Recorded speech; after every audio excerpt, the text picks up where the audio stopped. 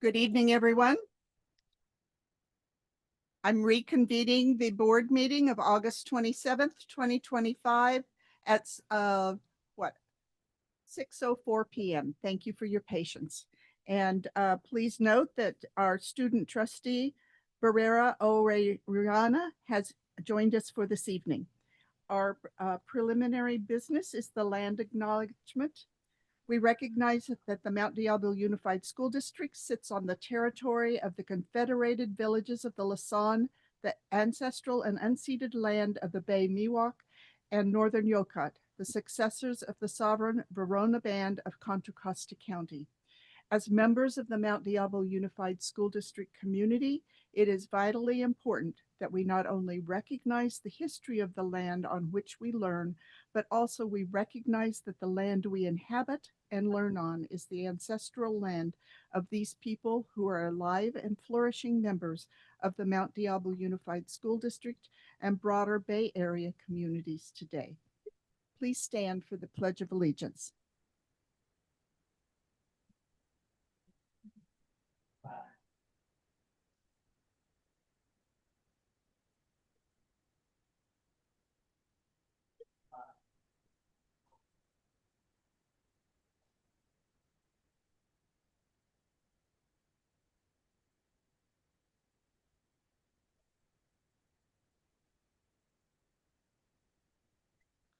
So we're ready for approval of the minutes of the meeting held on August 13th. I move to approve the minutes for the regular board meeting for August 13th, 2025. Second. Is that Mr. McDougall that made the second? So the motion to approve the minutes of August 13th was made by Trustee Mason with a second by Trustee McDougall. Our student board member, how do you vote? Yes. Thank you.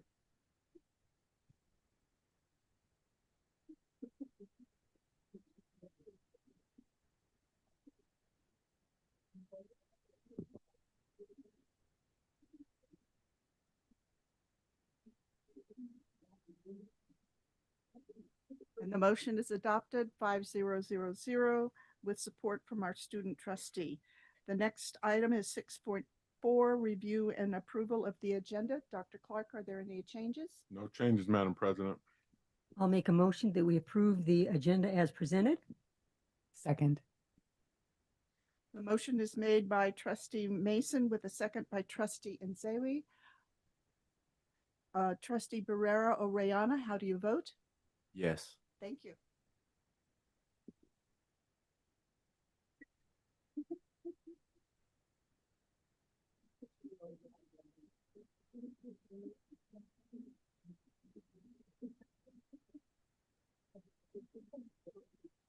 The motion is adopted with a 5-0-0-0 vote and support from our student trustee. For the report out of action taken in closed session, which is section 7 on our agenda, for the liability claim, the board met in closed session and by a vote of 5-0 voted to reject a liability claim for the damages pursuant to Government Code Section 54956.95 by SS against the Mount Diablo Unified School District. And item 7.2, we have a readmission or an admission of student. Trustee McDougall. Yes, I move to approve the admission of student A26 to the regular schools in the Mount Diablo Unified School District. Second. We have a motion by Trustee McDougall with a second by Trustee Nzewi. Our student trustee was not involved in the information for the closed session agenda item, so I won't be calling on you for that one. Please vote at this time.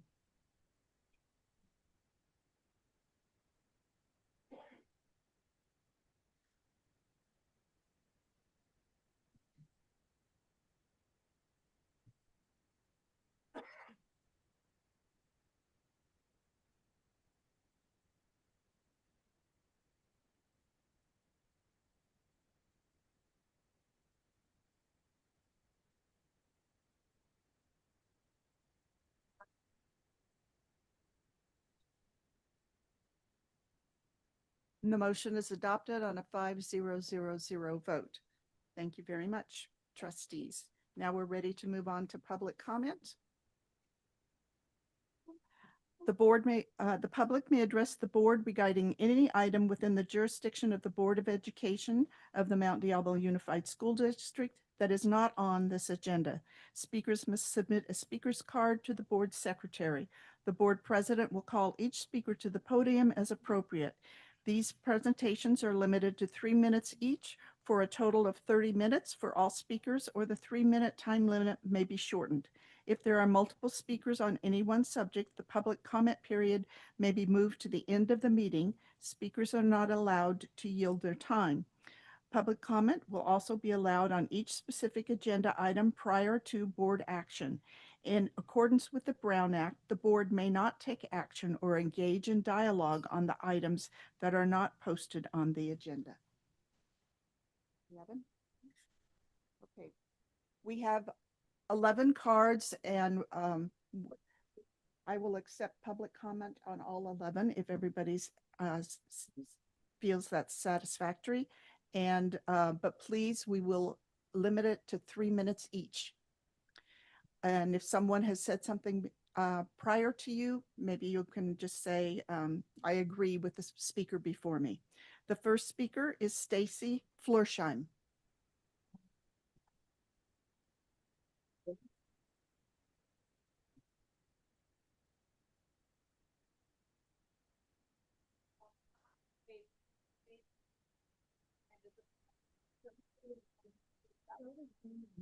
Good evening, Dr. Clark, trustees, members of the board. I am here to speak to you on behalf of our Medea Union regarding our class size recommendations for classrooms. Yesterday's announcement did not include information that you were only recommending to reduce the class size by 1. Medea has asked for a recommendation of different numbers in our classrooms. And I would like to tell you, based on my observations of classroom behavior in our schools these last few weeks, the recommendation that Medea is putting forward is not just a recommendation, it is necessary for these students' survival and success here at school.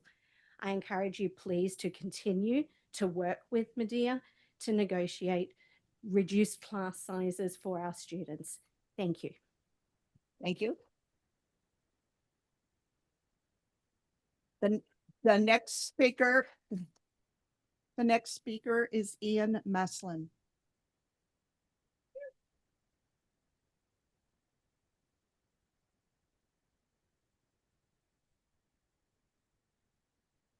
Thank you. I have a statement prepared, Ian Maslin from El Dorado Middle School, that are a short statement from our teachers here that I'd like to read. Why are we all here? We are all here because we want what's best for our students. We are all here because we have a passion for our community. While it is great that the district has decided to offer teachers something, we know the district has enough resources to offer us a fair contract. We have an alarming number of newcomers, students with IEPs, and students who all require specific support that we currently cannot provide. We asked for support, but we were still given the answer no. We can't be expected to raise test scores, math scores, without an actual means of supporting students. So we would like to make this quick.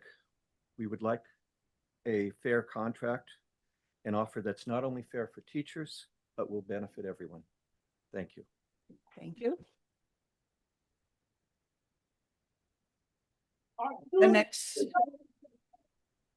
next speaker is Ivan Arana.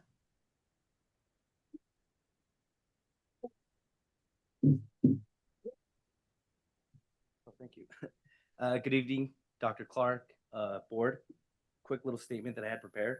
As a public educator, a veteran of the United States military, and former sergeant, I know and understand the value of hard work, sacrifice, and commitment to others. In the Army, I was trained to put service above self, to build strong bonds within units and groups, and to recognize that success and growth depends on investing in our people. Education is no different. Teachers are on the front lines of shaping the future of our communities and country. My military experience has taught me many things, but above all, that every single mission requires resources. This principle is not limited to the military, but extends to the mission of educating our youth. It is not an exception. As every single person here can attest, yourselves included, quality education depends on attracting and retaining highly qualified educators. Adequate resources are not just about fairness. It is about ensuring that talented, dedicated professionals see teaching as a sustainable and respectable career. We ask teachers to inspire, to innovate, and to guide the next generation, yet time and time again, we fail to compensate them at a level that reflects their impact. When we underpay educators, we send a message that their work is not valued, and that message ripples into our classrooms and ultimately our communities. As both a veteran and an educator, I understand duty, and I am committed to the mission of education. But commitment alone cannot solve systemic inequities. If we want to build strong schools and prepare students for a future of opportunity, then we must invest in teachers through fair and competitive contracts. Appropriate contracts are not a luxury. It is a necessity for the benefit of our students and the stability of the relationships that we build with them. I encourage you to reconsider the pay, benefits, and contracts, including class sizes, set forth in future contracts. Thank you. The next speaker is Eric Clifton.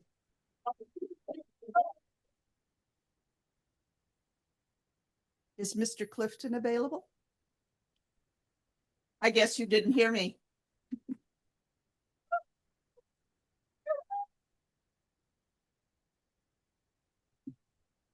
Do I gotta turn this thing on? Oh, there we go. Hi everyone, I'm Mr. Clifton. I teach at Horizons 3-4 combo.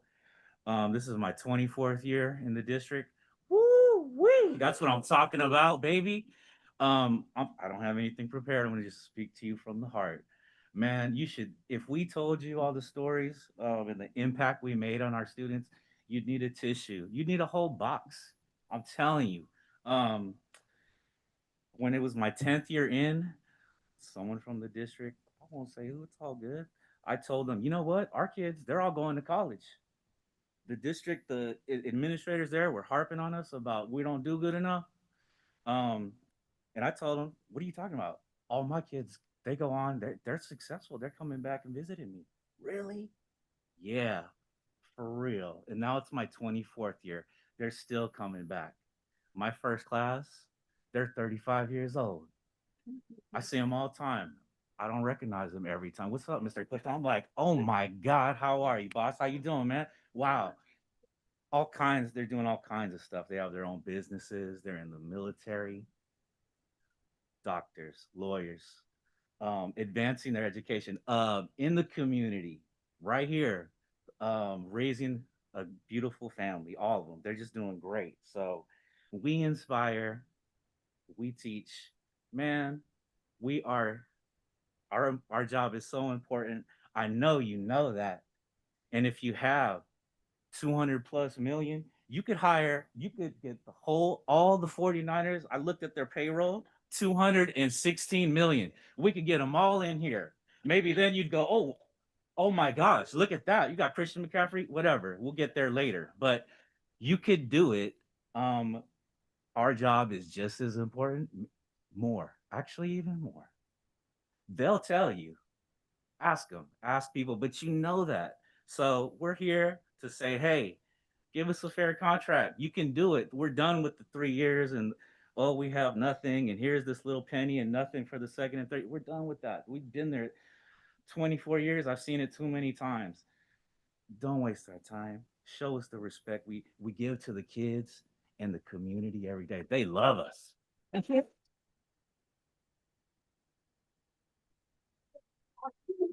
Craig Yen. Craig Yen.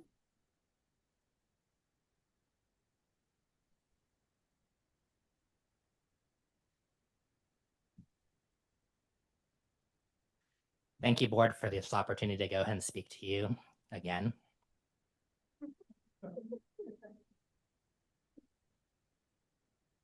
The district does have $213 million in reserve.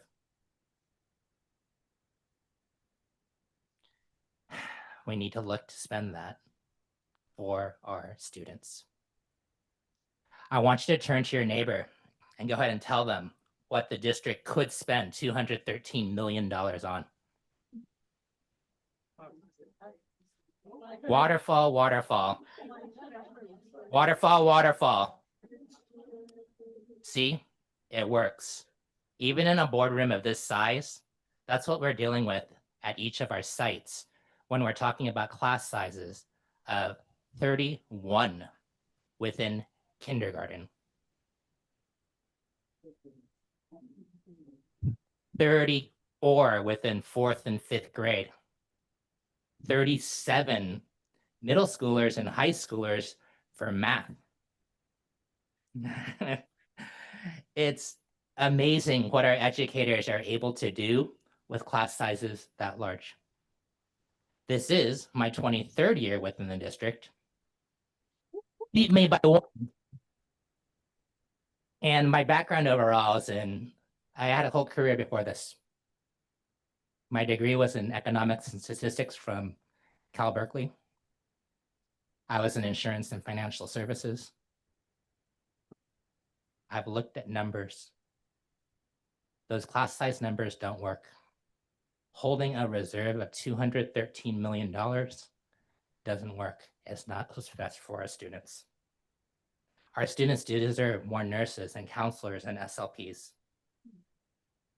Our teachers deserve a salary increase that can keep pace with inflation, not 2.3% in the first year with the possibility of a reopener.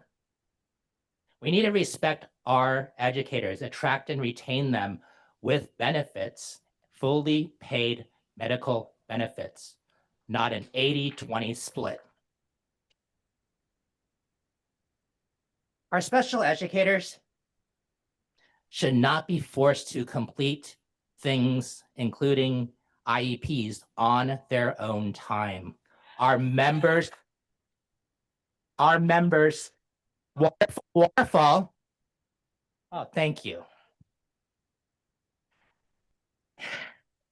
Members should be paid for that work that they do. It's only fair. The district continues to mislead and misrepresent within their communications. It is not right. It is not right. Last Thank thing. you. So stand firm with all of our members overall in our fight for our schools. Thank you, Mr. Yan. Mrs. Swanson? Elizabeth Swanson?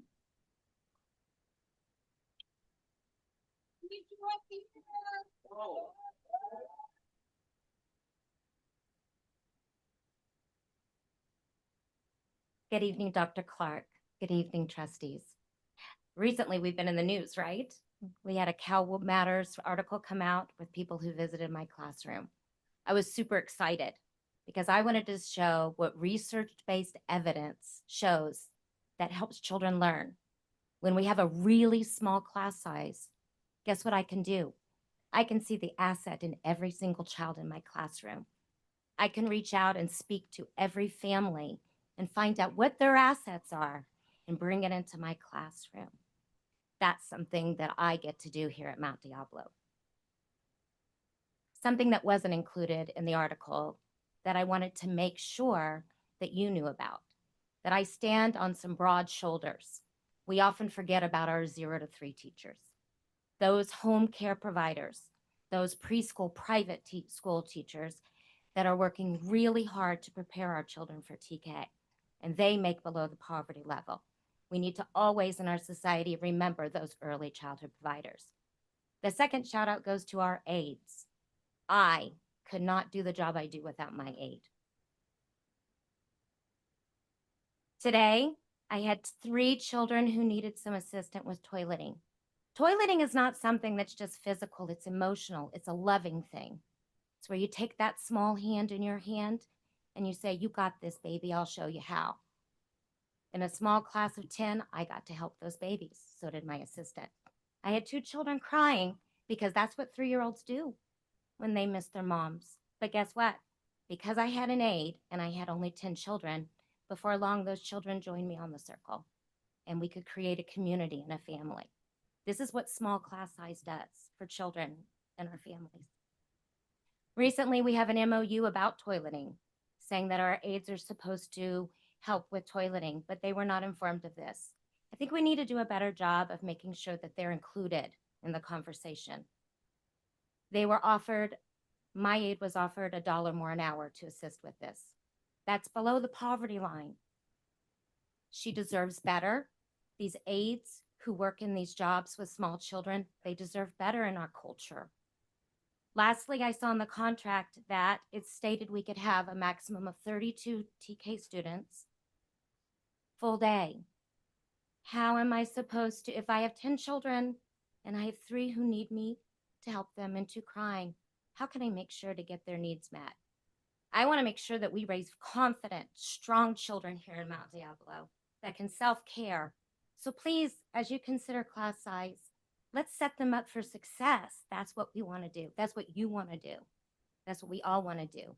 So make sure you're considering that, please. And thank you so much for hearing my words today.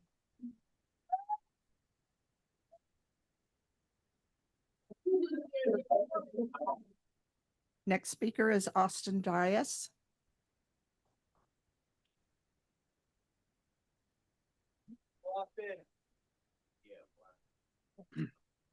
Good evening, members of the board. Tonight, I'm not speaking for myself. I could go on all night about problems we face in special education. Tonight, I'm speaking for someone else that I represent. This is a math teacher who I actually had, and now I get to work with him. I grew up in this district. I went to Valhalla, Valley View, and College Park, and have now been teaching for 30 years at Foothill Middle School. I love this district. I just wish it would love me back. The district's latest offer feels insulting, especially when learning about the $500,000 spent hiring on a union busting organization. We need a fair contract now. Thank you.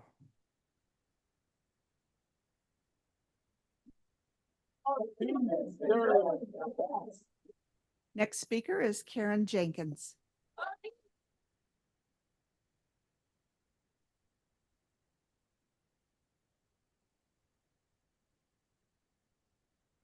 Good evening. Thank you, Superintendent, board members, and especially our student board member. I just want to start by saying I agree with everyone who spoke before me, especially Austin Dias, who was one of my students and one of the neighborhood kids in my neighborhood.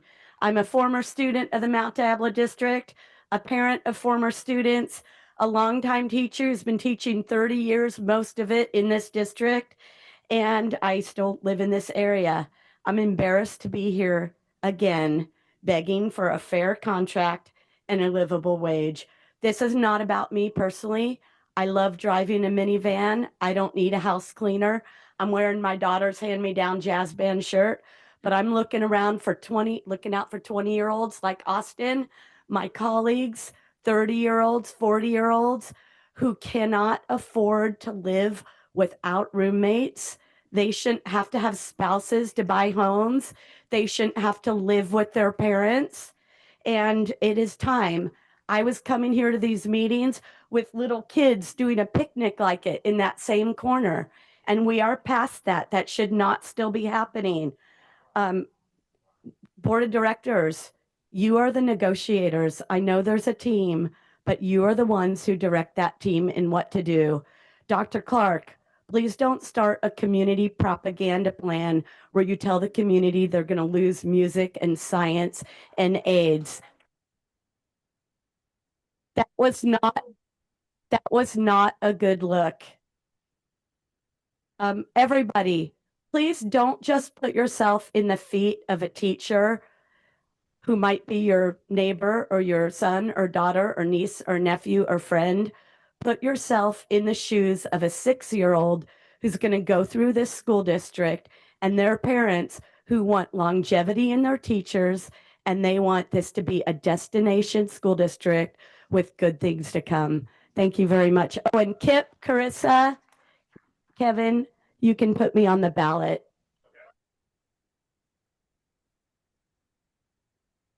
No.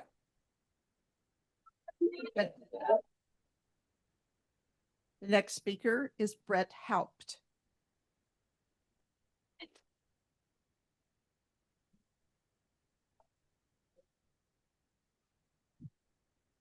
All right, Dr. Clark, board members, I am so happy to be back in front of you.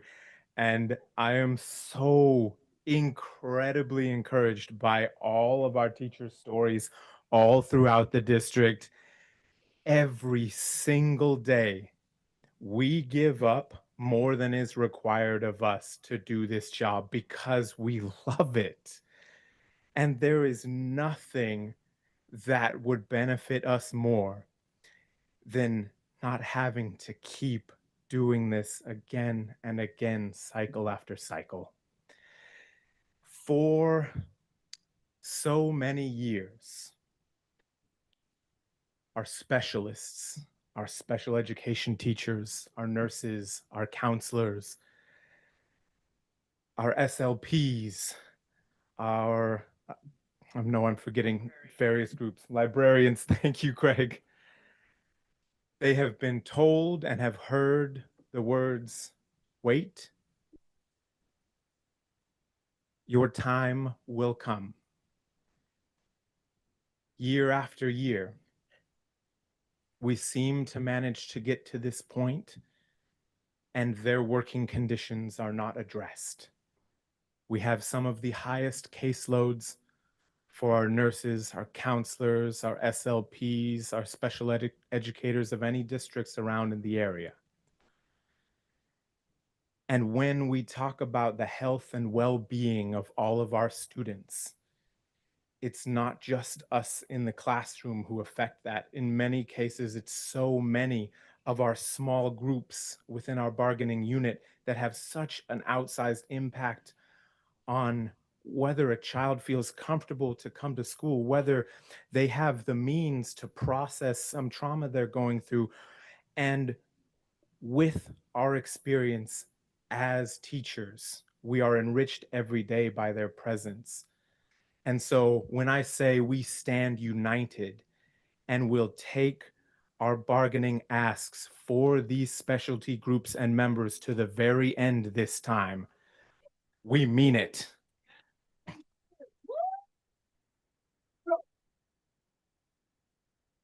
The health and well-being of our students is everything. And at the same time, so many of these members represent such a small percentage of our total faculty that helping them help our students is peanuts to the budget. We stand united behind all our special groups, all our bargaining unit members, and all our teachers in the district because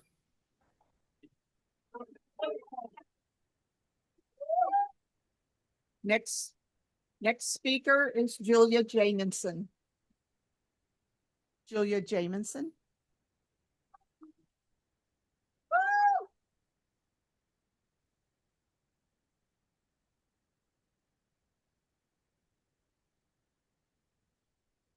Good evening, President Mayo, Vice President Mason, and Trustees Lawrence, McDougall, and Nzewe.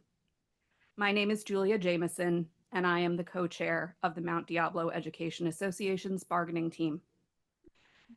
The mediation update message that the district sent to the community yesterday ended with the statement, quote, "The district remains committed to reaching an agreement that addresses the primary interests of our staff and serves our students and the greater district community," end quote.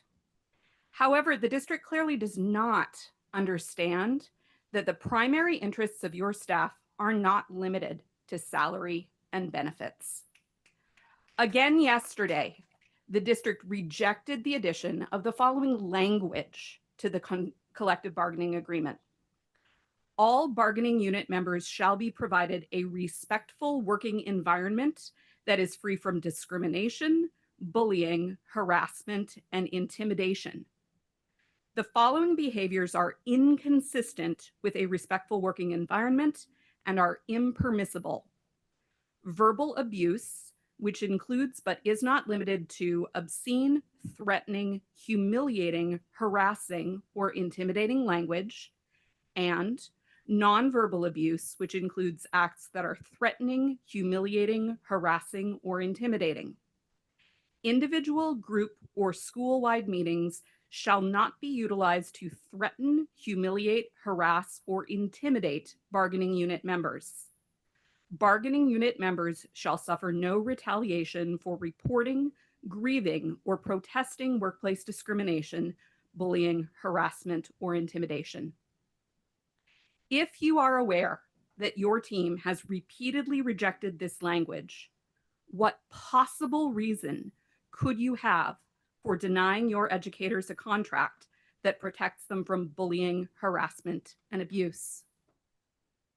If you are not aware that your team has repeatedly rejected this language, what else don't you know about the proposals exchanged by your team and Medea?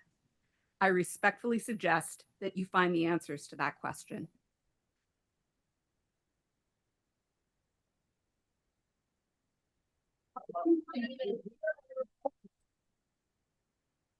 Next speaker is Melissa Aiello Beam.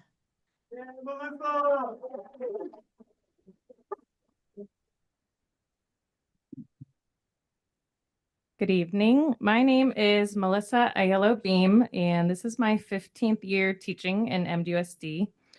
As a teacher, I know how much we value our prep time, and those who provide those preps for us are librarians and music teachers. We also could not do our jobs without the help of our counselors, SLPs, and nurses who provide our students with much needed support. We stand united behind our librarians, counselors, music teachers, SLPs, and nurses. They have gone years without meaningful improvements to their working conditions, and they should not have to wait any longer. We need a fair contract for all of our Medea members. Thank you.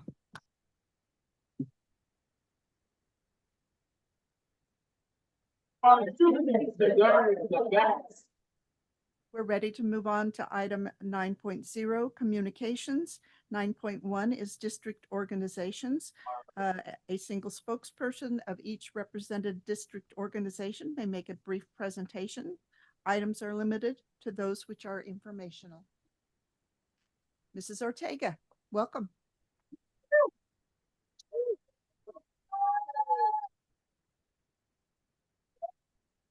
Good evening, President Mayo, trustees, Dr. Clark, members of the audience. And I want to start off by thanking my Medea members for coming out tonight in support of our Medea's bargaining team efforts to settle a contract. Thank you.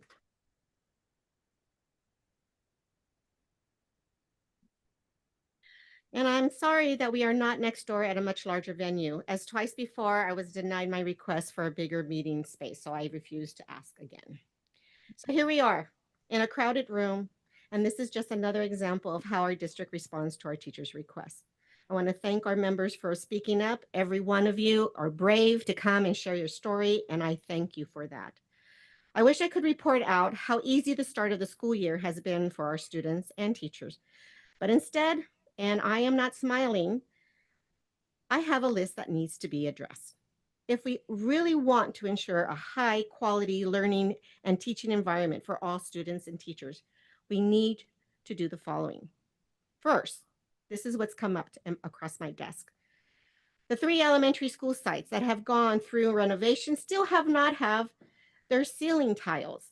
It's very difficult to teach when it's echoing and you have a room full of 31 students, kindergartners, singing. It's really can be very loud. Cute, but very loud. From what I understand, the maintenance department is still hearing or waiting on bids. So why is this taking so long? This should have been included in the initial plan.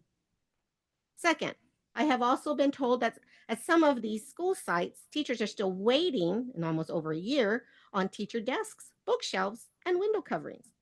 Some have been waiting and been promised, but still are not receiving what they've asked for. Why is this taking so long? This should have also been included in the planning. Third, not all classrooms are cleaned every day. At some school sites, I've been hearing that there are bugs that have been sitting in a corner for a while. I don't understand how at one school, every classroom is being cleaned, and yet at other school sites, it's not. Don't all our students deserve a clean learning space?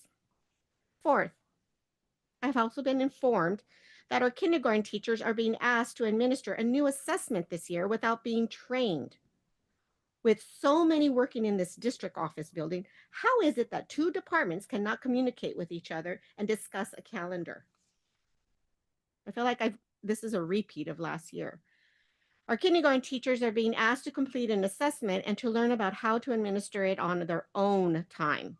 And if they have questions, to make an appointment with somebody somewhere in this district office when this is supposed to have happened when is this supposed to happen when our teachers are supposed to be with their students? How are they supposed to learn and teach themselves if they're supposed to be with their students? As an educator, I would never give my students a test before I teach them a subject. So why are you asking our teachers to give a test to our littlest students before our teachers are trained on administering the test? As a teacher, I can tell you this is backward thinking.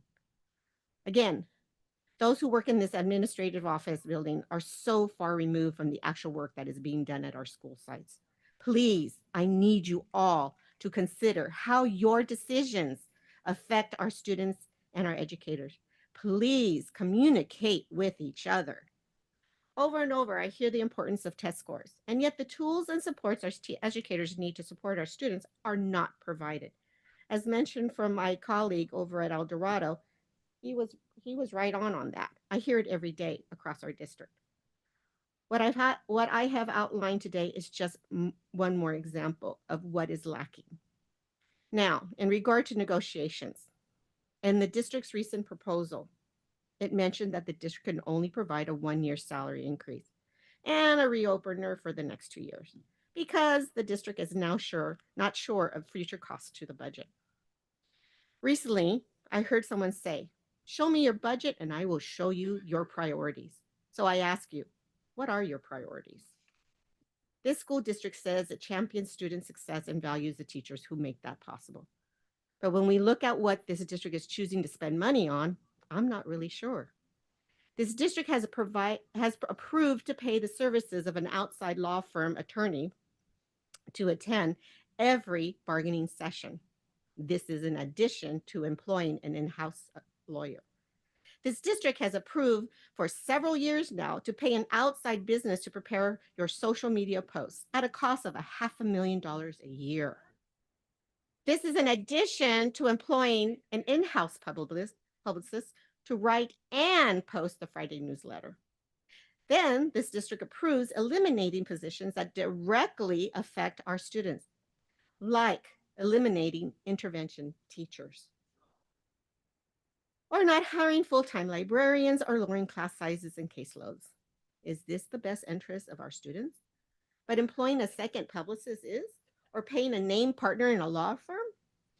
If a budget is a reflection of your priorities and you are spending new money on publicists and consulting firms and not your classrooms, students, and teachers, what your budget is saying is that you are more interested in looking good than doing what's best for our students.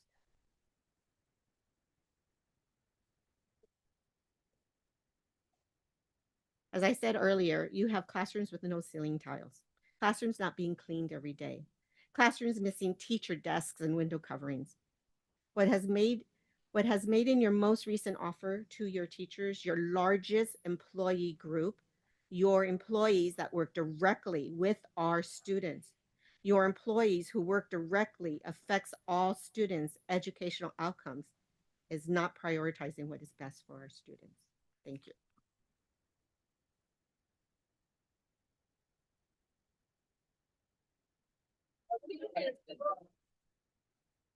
Thank you, Ms. Ortega. We're ready to move on to 10.0, recognition and resolutions. 10.1 is the approval of resolution 25/26 in recognition of Suicide Prevention Month. Dr. Clark? Okay.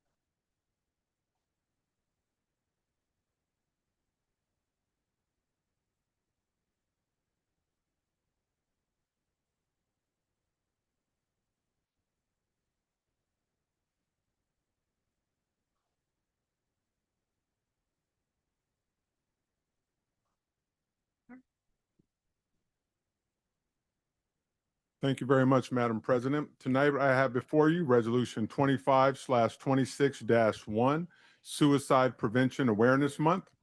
Whereas suicide is one of the leading causes of death amongst youth aged 10 to 14.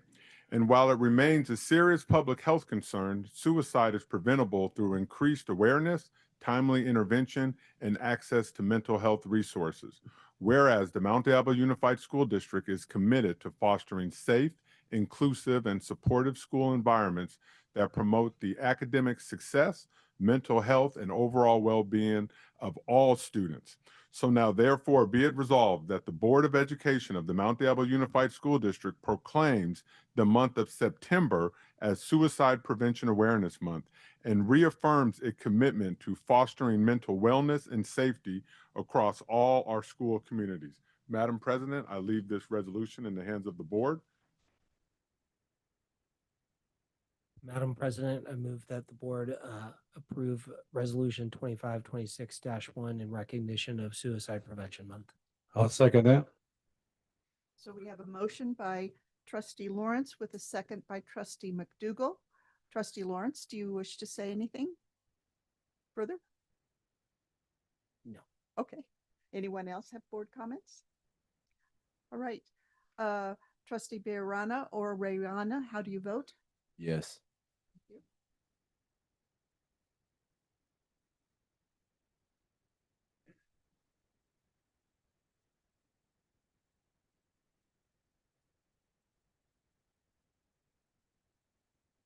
And the motion is adopted on a 5-0-0-0 vote with support from our student trustee.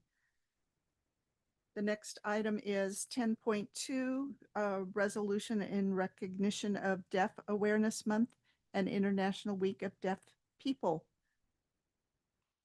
Yes, Madam President, I bring before you Resolution 25/26-2, Deaf Awareness Month, International Week of Deaf People, and International Day of Sign Languages. Whereas the deaf community includes a diverse range of individuals, including those who are culturally deaf and use American Sign Language, which is ASL, as a primary language, as well as those who are deaf, blind, or hard of hearing, and who may use various communication methods and technologies such as hearing aids, cochlear implants, and alternative augmentative communications.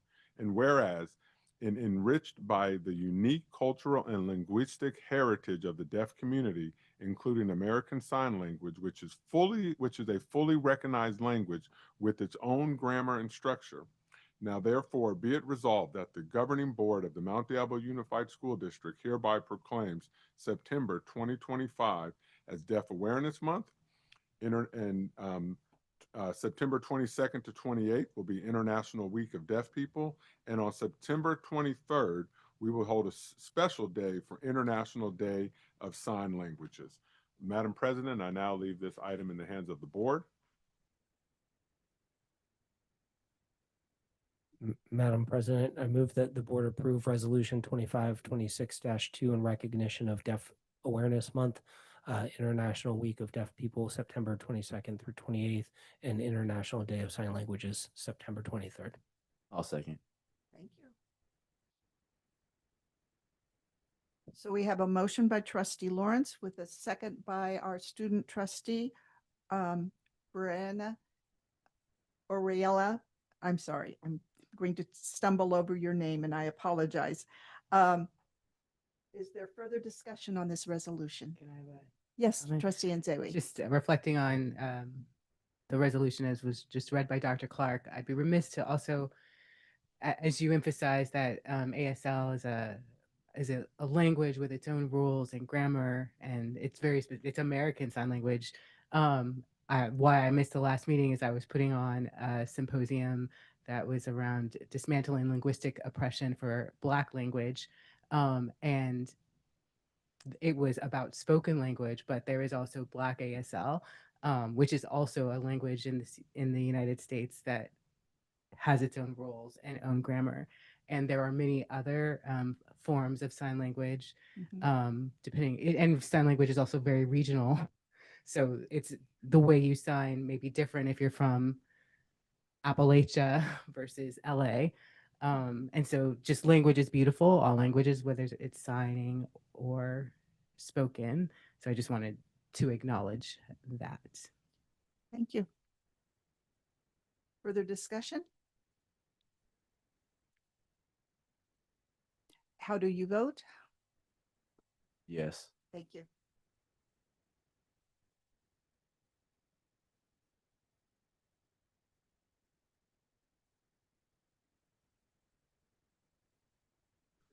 And the motion is adopted on a 5-0-0-0 vote with support from our student trustee.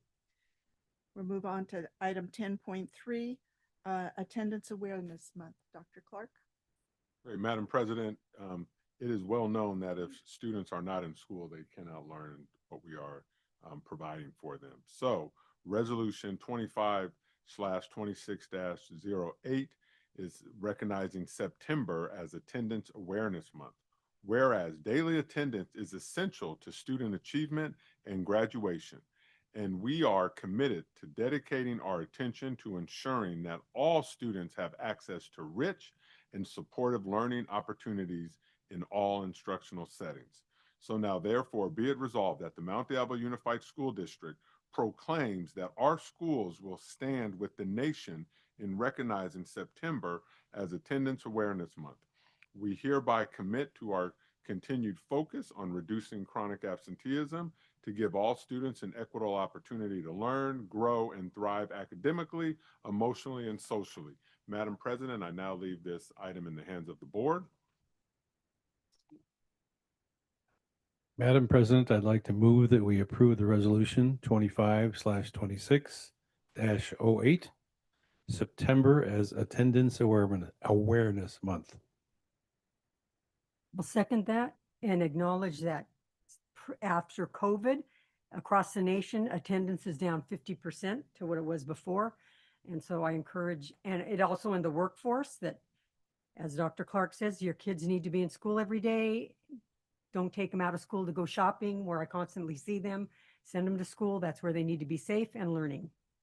So we have a motion by trustee McDougall with a second by trustee Mason. Is there further discussion? Trustee Orellana, how do you vote? Yes. Thank you.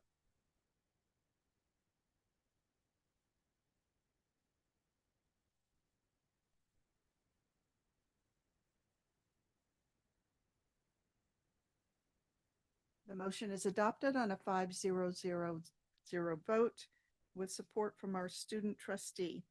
Dr. Clark, we're ready for Hispanic Heritage Month resolution. Yes. Madam President, I'm very proud to bring this resolution forward. We have Resolution 25/26-09 in recognition of Hispanic Heritage Month, which is September 15th through October 15th.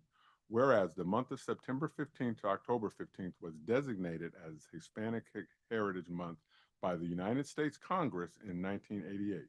And whereas we acknowledge that National Hispanic Heritage Month is a time to recognize and pay tribute to the significant contributions and achievements of generations of Hispanic and Latino Americans who serve our nation in business, government, the military, law, education, science, athletics, the arts, and other fields.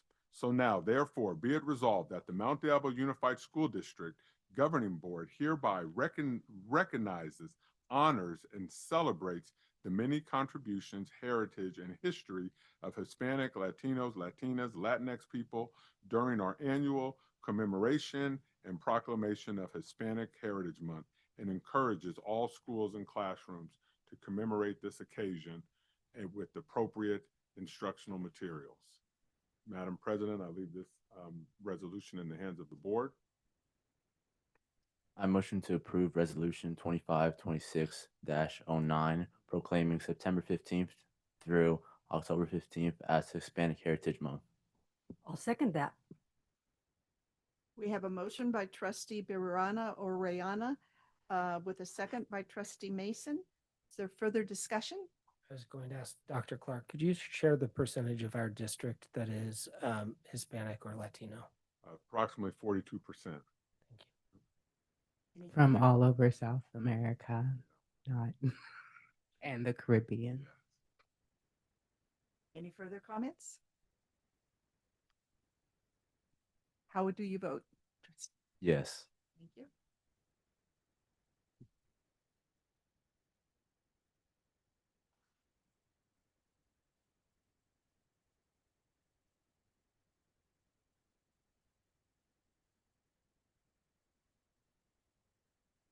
And the motion is adopted on a 5-0-0-0 vote with support from our student trustee who made the motion. Thank you. We're ready to move on to the public appointment. Dr. Clark. Yes, but before we do that, we're going to review and potential approval of a new job description, which is the one of principal and adult education. So this is an action item, and so we are seeking approval on the new job description. I move to approve the new job description for principal adult education. I second. Who was the second? I'm sorry. Okay. So we have a motion by trustee Nzewi with a second by trustee Barrera Orellana. Further discussion? I appreciate the work that went into the job description.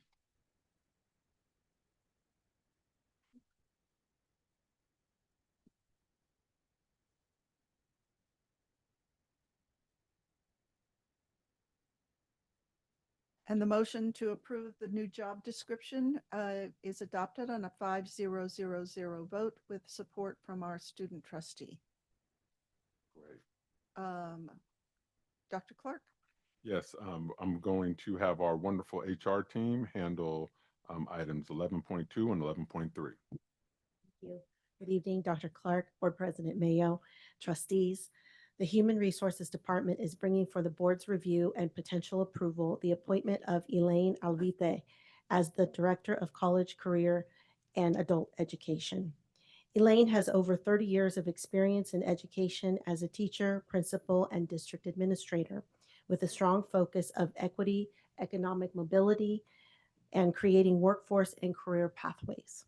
She has served as a teacher and administrator at all levels of education, from preschool to adult school, strengthening partnerships and championing opportunities for underserved communities. Elaine earned her bachelor's degree in religious studies from UC Berkeley, a master's in teaching from John F. Kennedy University, a master's in curriculum and instruction from California State University Hayward, and a master's in educational leadership from California State University East Bay. She holds a multiple subject teaching credential and administrative services credential. Born and raised in the Bay Area to immigrant parents, Elaine is a proud first-generation college graduate. She is active in her community as a commissioner and as a board member of her local education foundation. She enjoys spending time with her family and giving back to the community that raised her. With that, I leave this appointment in the hands of the board.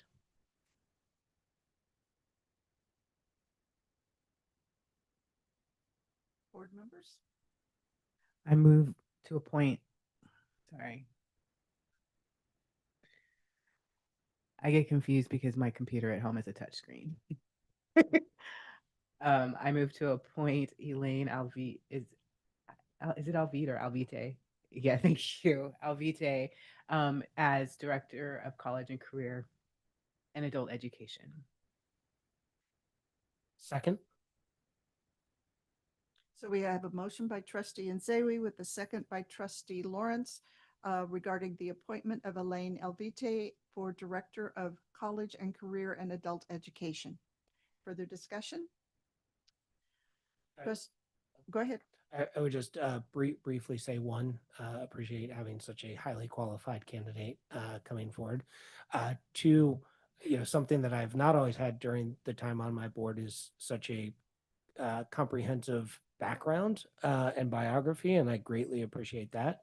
But I would hope that we could continue to look at how we can make more accessible to the public who is being appointed to a position. I recognize that there are trade-offs, but the more that we can have that transparency, and I certainly say this not directed towards this candidate, but just as a statement in general. Thank you.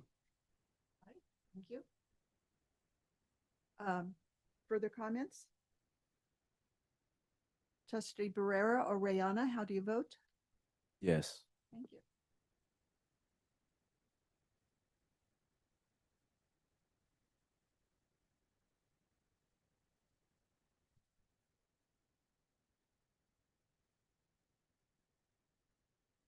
And the motion is adopted on a 5-0-0 vote. Congratulations.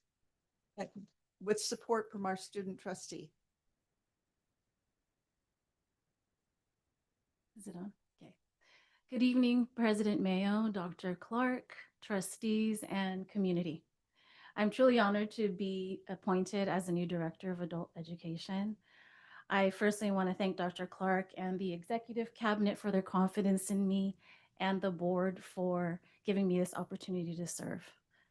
Adult education is really personally deep to me, only because I believe that it doesn't just change the lives of learners, but it changes the lives of families, entire communities. Whether we're supporting them to learn English or earn a diploma or build career skills, adult education is about creating opportunity, stability, and economic mobility. And I'm really dedicated to ensuring that those opportunities reach all of our learners. And so I'm looking forward to working alongside this board, our staff, our students, and our community builders to build on the strong trajectory of this program and also to maintain its high quality and continue to innovate in ways that meet all the needs of our adult learners.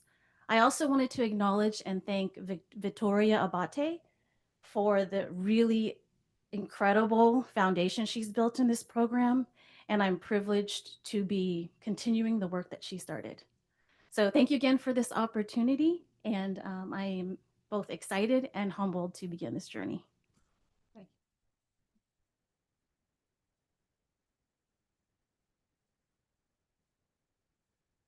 you. Dr. Yeah, I said 11-2 and 11-3. Good evening. The Human Resources Department is bringing the board's review and potential approval the appointment of Eric Wood as Principal of Adult Education. Eric has worked in MDUSD for 27 years, 7 years as a special education assistant, 6 years as a special day class middle school teacher, 4 years as a middle school vice principal, 6 years as a middle school principal, and 4 years as an elementary school principal. Eric holds his BA in Liberal Arts from Cal State East Bay and his master's degrees in special education and educational leadership from Brandman University. Eric is a busy father of 2 high school and college students. He is part of a water polo and swim family that loves to go camping and have fun. Eric's hobbies include fixing things, landscaping, and home improvement projects. With that, I leave this appointment in the hands of the board.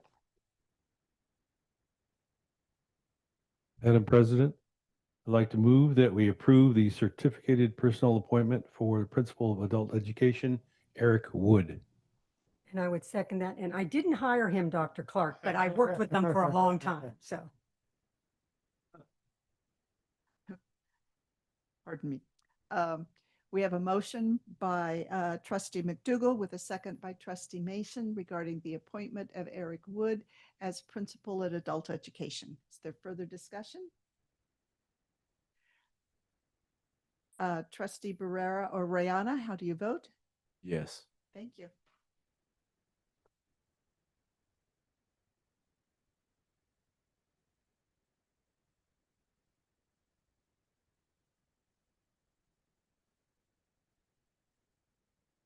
And congratulations, the motion is adopted on a 5-0-0-0 vote with support from our student trustee. Dr. Clark, thank you. Board President Linda trustees, I am extremely excited for a new opportunity. I'm excited to work with a new team member, and I can't wait for the new adventure. So thank you for the confidence in me.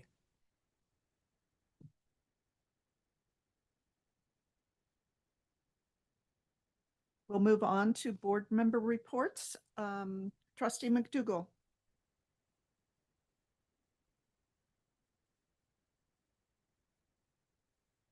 My district activities have been quite slight in the last 2 weeks, so I have been busy with working with my 5 grandkids on the start of their education year. Kept me quite busy, helping my wife and daughter.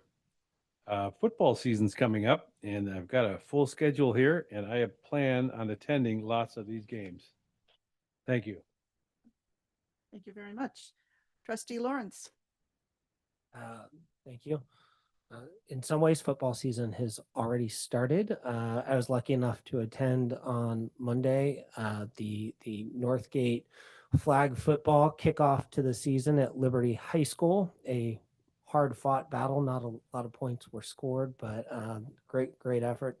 And it's something that is near and dear to my heart, because I think one of the things we've seen is that there's a significant drop-off for girls in participation in athletics, especially around the time of middle school. And so providing them with more opportunities is something that I very excited to see. And I think if you look at our high schools across the district, I'll tell you, flag football is booming. It is becoming quite the attraction and something to look forward to.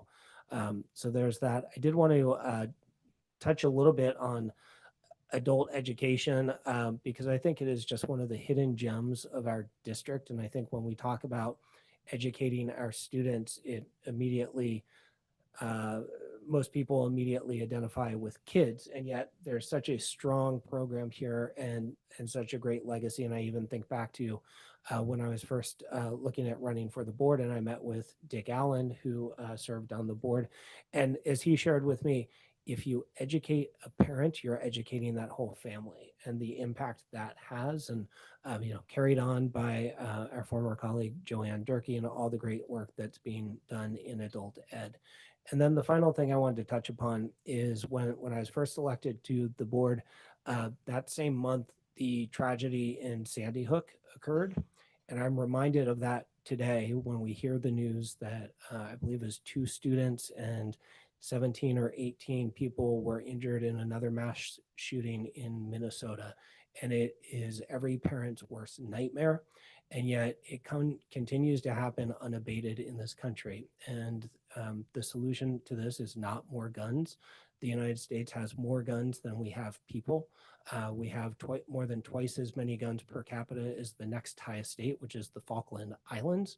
And at the same time, we are by far the leader per capita, as well as in raw numbers, of the number of school shootings that continue to happen. And I think this is a national emergency and something that we need to continue to raise our voices and focus on. Thank you. Thank you. Trustee Mason. I thought of you often today, Brian, because of that, because you have brought that up repeatedly when we've had a tragedy. And so unfortunately, we saw that again. I had the pleasure of going to Riverview's middle school's back to school night, and it was packed. Couldn't find a place to park. Parents were everywhere. I should have walked. I should know whenever it's in Shore Acres, I should just walk. And I also went to the College Now Welcome Back dinner, which was very well attended as well. And I have been a big proponent and supporter of that program. One of the first things when I got on the board was I was asked to be on the subcommittee to meet with the directors over at the college to start that. And so I thought I knew all about it. And then Dr. Fontanella gave her presentation, and I realized there's a lot of things I didn't know that had developed over the years, the wonderful things that we're doing for kids, the connections we're making, and the success we're seeing in those kids graduating. And I had the pleasure of sitting with a family from Bay Point And one of the exercises, why did you want to do this? And he was kind of at a loss for words when he was sharing with his parents. And I'm like, he wanted to do it because he knows just by attending one class at college, he's more likely to be successful when he graduates. So I gave him my card. I told him to keep in touch, and it was a very enjoyable evening. And I thank Dr. Fontanella for all her work in developing that program. Thank you. Trustee Nzewi. I didn't get to say last time, welcome back to school. That sounds like a late message, but welcome back to everyone. I know too early in my own household, my child says, if only somebody could have done something about this, but I have no regrets, child. I miss the college now because it was my very last back to school night for my child, which was kind of a vibe. I have no idea how back to school nights go elsewhere, but there's like a DJ and food trucks. Yes, I know it was a vibe, and my child didn't come with me, and then they asked what was it like. I'm like, you missed out. So I was really thankful for that. And I think a lot of that is our decision and who we chose as a leader, which we know that, lost for Riverview, gain for College Park. But I do hope that everyone has had a really amazing start to the school year and a really amazing back to school nights if you were able to attend. And to all the other graduating families out there, Godspeed to all of us as we embark on this last year of high school. Well, not the last chance, but kind of this beginning of launching our children into adulthood and becoming the amazing human beings that our district tries to help produce. What do you say? College and career and life. I don't know. I don't know if you ever say life, but like both college or career. So, I think everything else was before school started and so it doesn't even matter. I mean, it's too late. It's an old story. Okay. Trustee Oriana, what's your report tonight? As the school year progresses, many seniors will be starting their college applications. And as a part of the Student Advisory Committee, one focal point will be highlighting scholarship opportunities for all seniors. Another goal is to identify extracurricular activities for high school students so they can improve their college profile. I've also initiated communication with high school principals to form the Student Advisory Committee, and I have received some responses. I am looking forward to forming the Student Advisory Committee. Thank you. Excellent report. We appreciate it. My report shall be short, so. On August 14th, I attended this Measure J special meeting, which was scheduled by the chair of the Measure J committee. 2 items were noticed for business, the committee bylaws and the grand jury report on Measure J. Then the following Thursday on August 21st, there was another meeting of the Measure J.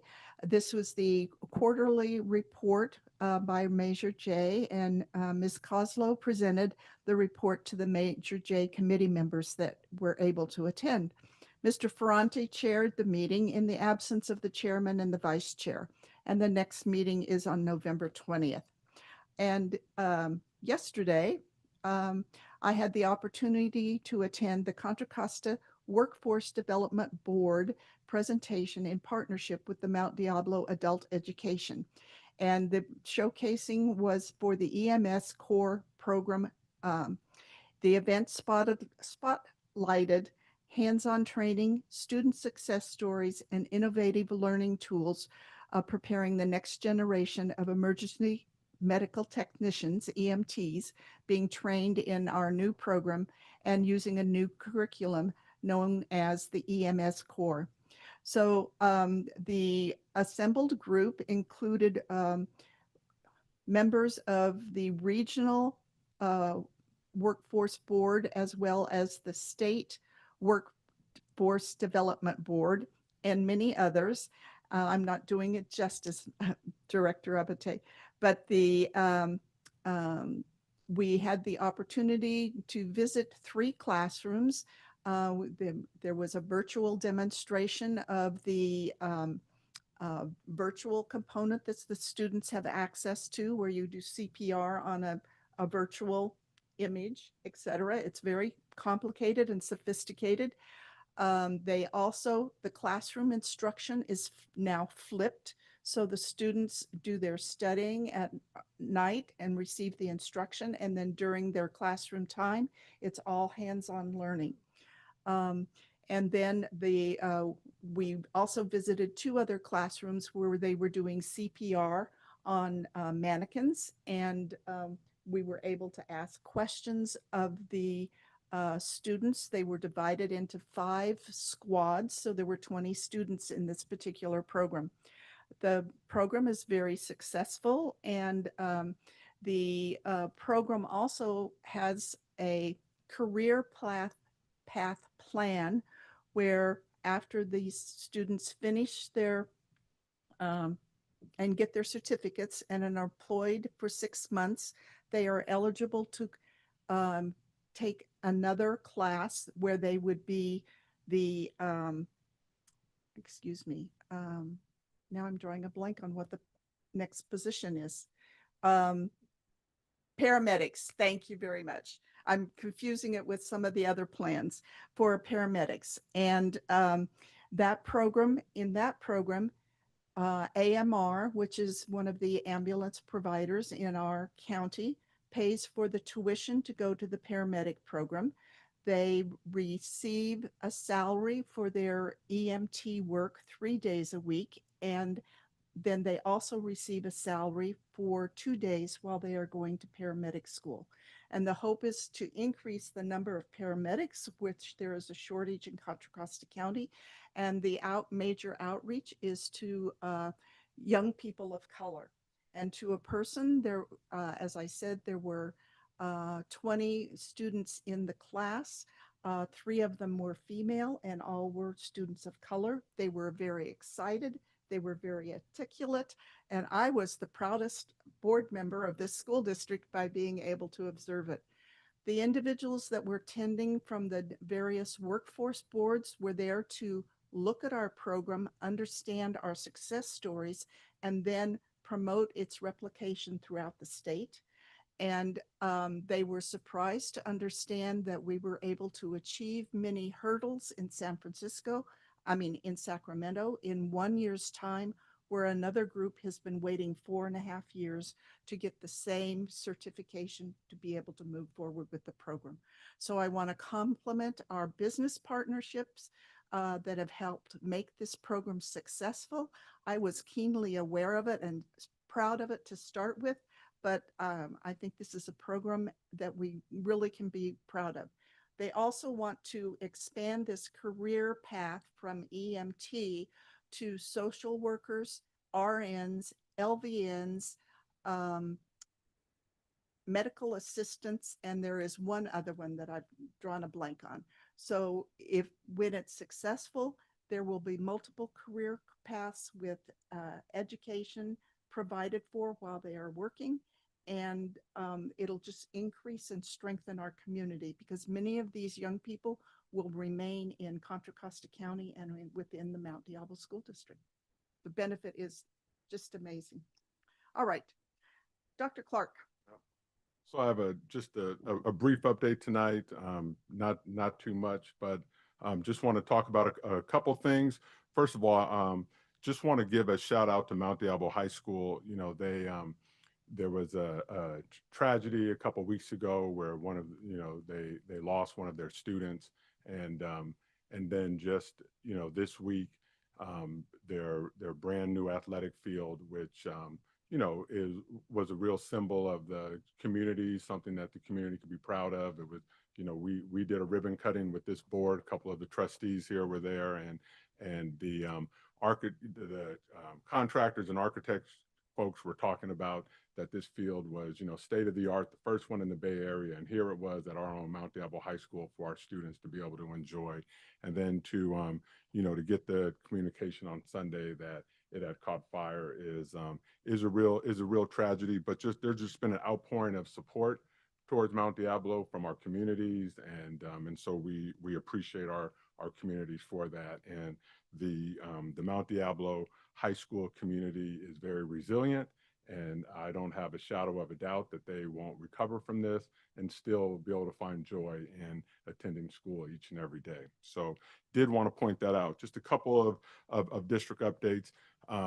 We have 3 individuals on the board who one way or another are connected to the new implementation of Yonder Bags at our high schools. I had a nice meeting with Alan the other day, and you know, briefly talked about that. But I know as 2 concerned parents, I've heard from you all. But as this year started off, and you know, we started Yonder Pouches 2 years ago, I'm just reading more and more on the national level about how Yonder Pouches are really sweeping the nation. And again, just thinking, you know, Mount Diablo is on the cutting edge. So we will have a formal report on Yonder Pouches coming up, but just something that, you know, in schools, you know, things come way up, and everyone gets you know, real excited about them, either negatively or positively.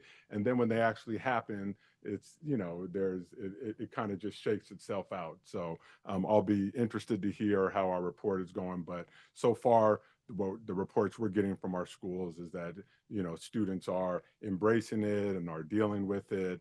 And I know there's things like, you know, they can't listen to music, and there's always a couple little things here and there. We may have had a magnet go missing at one of our schools to unlock the Yonder Pouches, but we're dealing with that. And so wanted to give a shout out to the Yonder Pouches.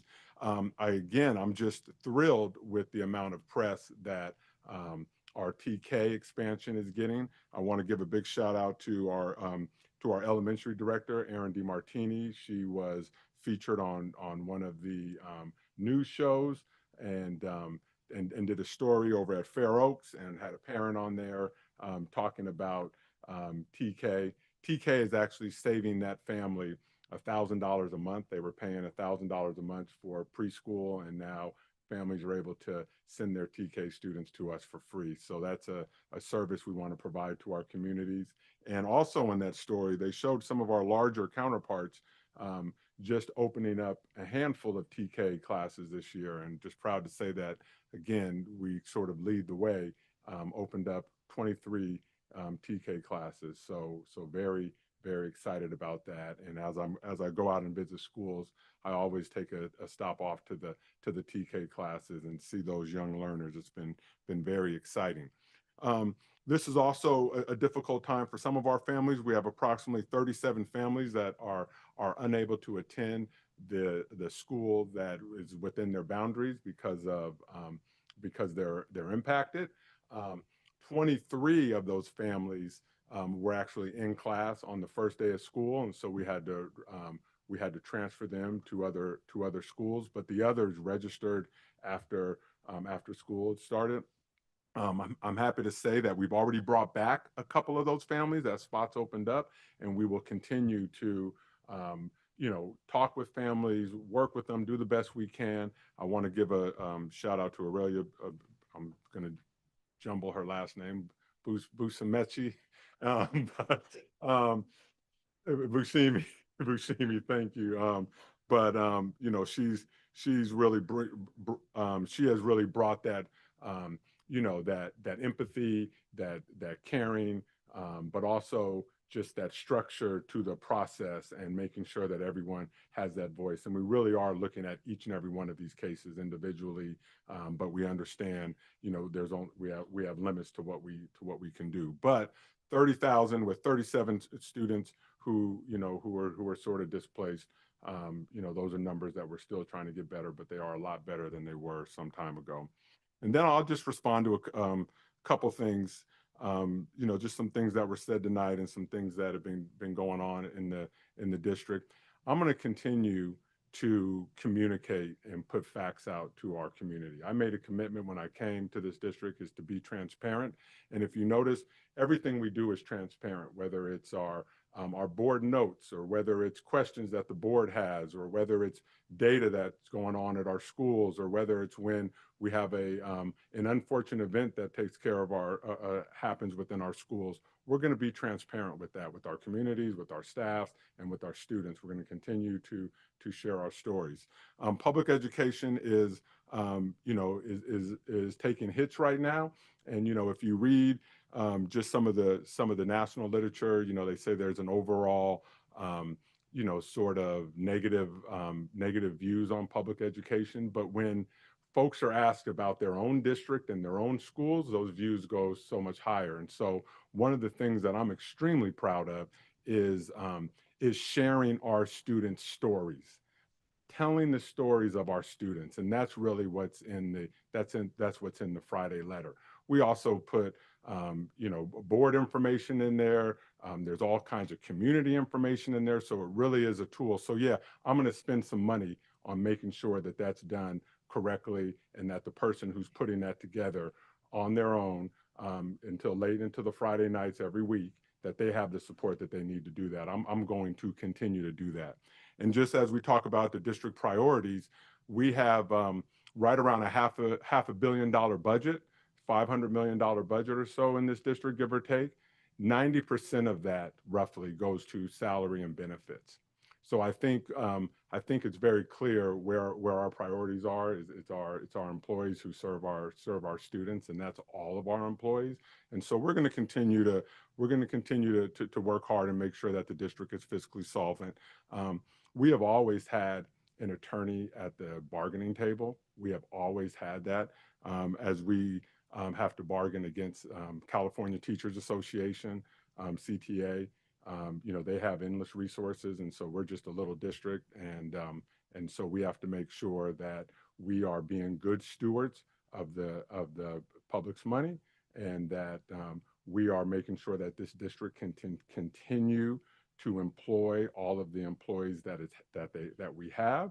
We have not done layoffs in the last few years. I've read articles about surrounding districts who are doing layoffs. There was just an article about Dublin in the paper this week, and really talks about the impacts of having to lay off custodians or having to lay off teachers. We're not going to do that in this district. We're going to fight extremely hard not to do that. And so if that means we have to tighten our belt a little bit, we will. And so just you know, wanted to touch on that, but we will continue to bargain in good faith, and hopefully we can come to an agreement with all of our units. We do have 6 different units who we work with, and we'll continue to put our students as the highest priority and make sure that they're getting everything that they need.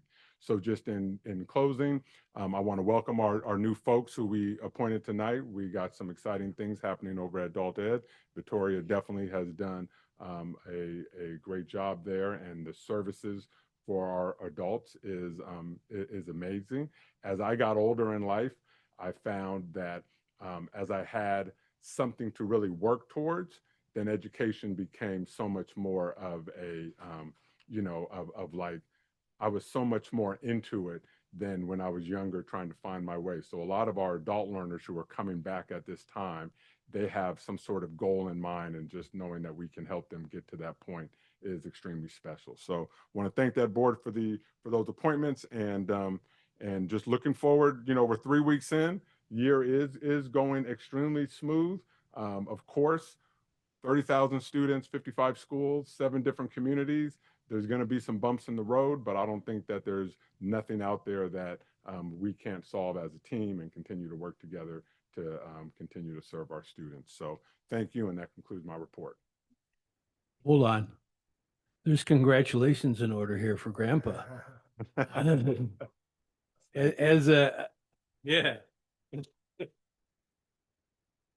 This is Dr. Clark's first grandchild, and I know he's excited about that. 8 pounds, that baby is a big boy. Right. So glad to hear that he's doing well, and the mother's doing well. And as a great grandparent of 2 kids, I welcome you to the club. Thank you, thank you, thank you, thank you. Thank you for that, board. Madam President, may I ask a couple clarifying questions of the superintendent? Certainly. Thank you. Dr. Clark, the 37 students who are not attending their geographic school, can you give just a point of comparison for like past years and what that trend has been like? Yeah, I noticed Ms. Bushimeshi is not making eye contact with me right now. No. I will say, sorry. No, earlier in my tenure here, we were having to displace in the hundreds, well over 100 students. And so we have done extremely well at bringing that number down and projecting where students are going to go. And I also just want to say, when we load classes, we do not load them at the max. We load our classes, 3 or 4 students lower, and then when we're impacted, we have to go to the maximum. But it's been triple, quadruple that number in past years. And then, I think all of us are deeply disappointed in what happened at Mount Diablo High School, especially us football fans, but, difficult to see. But could you talk a little bit about one? I do believe that they have a game this Friday, but I think we've found a new location for them. And then do we have any estimates on the time or the cost? And I know we're going through insurance, but is there any further detail you can give towards the situation at Mount Diablo High School? Yeah, so the field is utilized by all of our students. They use it in PE. We use it, different sports teams use it and things like that. But in terms of our boys football and girls football, Friday night, Concord High has been, we worked with Concord High, and so the games will be taking place at Concord High now. We're working with our league to reschedule all games. So more than likely, it'll be one of our high schools in Concord. And then if not, hopefully we can do where it would have been a home game, it'll now be an away game. We have contractors coming out to the site tomorrow to look and to give us an estimate of timeline of what it may be. And the damage is right around $1 million. We have turned this into our insurance. We have insurance for everything in this district, and thank you to our general counsel who ensures that like every contract is signed and insurance is always included. But we don't know. Hopefully it can be done before the fall is done, so that those teams that do utilize it during fall sports can. And that's really what we're hoping for. But we'll have more information tomorrow. And there's still an active police and fire investigation, and whether it was fireworks and whether it was arson or what it was, we won't know exactly until the investigators conclude their investigation. I would just say if it is what it appears to be of some type of arson, that I hope that the maximum, the district attorney prosecutes to the fullest extent possible, because I think this is just such a terrible thing to have happened. So thank you for all your efforts. Absolutely. Thank you. All right. We are ready to move on to the consent agenda. The consent agenda items are considered routine and will be approved or adopted by a single motion. There will be no separate discussion of these items, but any item may be pulled. So is there a separate consideration for any item? Yes, Madam President, I'd like to pull item 14.16. Okay, thank you. Any other items to be pulled? Madam President, I would like to pull item 14.5.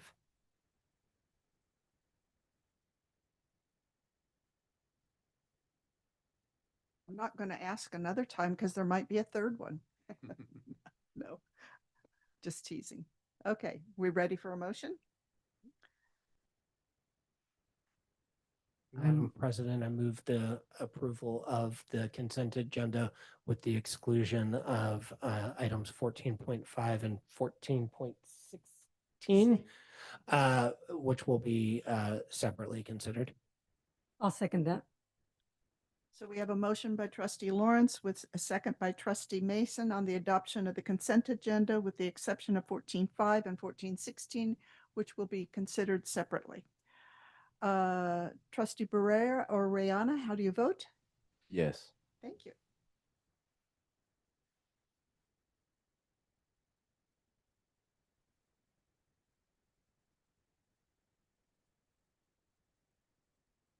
It takes a moment to pull the two items for separate consideration. Ushimi, is that right? Got it that I've been practicing over here. I'm sorry.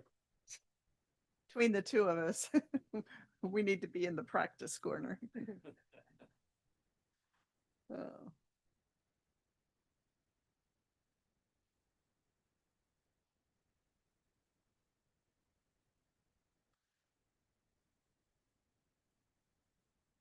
So the motion on the consent agenda is adopted with a 5-0-0-0 vote and support from our student trustee. 15.1 will be, is 14.5. Dr. Mr. Lawrence. Yes. I was hoping we, when we talk about some of the software upgrades and some of the systems that I think have been very far behind. And so this is something I was hoping the superintendent and staff could just give a little insight into kind of the legacy system we've been moving away from and what we're moving towards here with this new system. Sure, you or Mr. Vargas, either one. Yeah. Oh, Powers.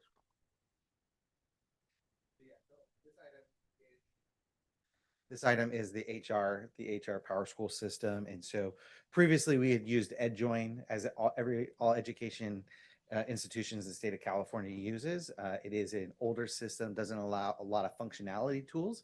And one of the things that we've been hearing from our hiring managers is the hiring process is not as transparent as they would like it to be. So we went out about 4 years ago to search what was out there and how can we take the hiring process, make it more transparent for our hiring managers, and also build in an onboarding process within that. And so now we can hire and then send out the onboarding documents immediately, bring in and then bring in individuals for the in-person onboarding as well, just really trying to streamline the process, be able to look at tracking everything that happens in our department and making sure that we do have that return on investment. And one of the things we are able to do really easily that you can't do in EdJoin is running the demographics of our applicants, seeing how many applications that are coming down in on a daily basis, and looking at all those those factors so we can really evaluate our hiring process, our recruitment, and making sure that we fill as many positions as possible. And so this software allows us to do that. Thank you. Yeah. We're ready for a motion. Yep. Madam President, I move that the board approve item 15.1, approval of renewal with HR Power School software modules for the 25-26 school year. I'll second. So we have a motion by trustee Lawrence with a second by our student trustee Barrera Oriana. Is there further discussion on Power School? How do you vote, student trustee? Yes. Thank you.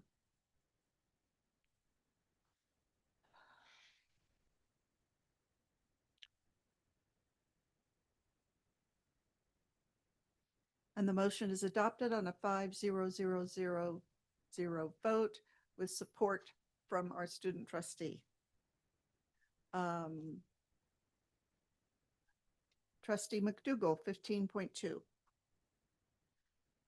Madam President, pleased to see that we've got a new member of the Measure J Citizens Bond Oversight Committee, Mark Joffe. We're talking about a really qualified person here. He's a local college financial committee member. I'm not sure which college it is. He's president of the Contra Costa Taxpayers Association, and he will also be on our Budget Advisory Committee. And so I'm glad to see somebody of this qualification joining forces on those two committees. Thank you. Shall I move? Yeah. Okay. I'd like to move that we approve the appointment of one new member to serve on the 2018 Measure J Citizens Bond Oversight Committee, Mark Joffe. Second. Is our candidate here today? Okay. So trustee McDougall has made the motion with trustee Lawrence making the second regarding the appointment of Mark Joffe to serve on the Measure J committee. Is there further discussion?